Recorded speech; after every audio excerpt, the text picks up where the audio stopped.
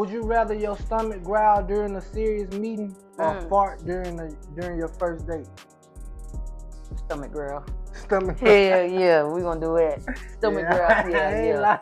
Hell yeah. First date is crazy work. I'm gonna take that too, cause you could be on the first date and you could be really, really into this motherfucker, and you just let off one of them major pains. Yeah. It's a wrap. You know what I'm saying? That'll deter somebody away type shit. She like, gonna leave your ass at the restaurant at the table. But like, let me go to the bathroom real quick. Don't come back. Like, we're gonna go with the stomach growl.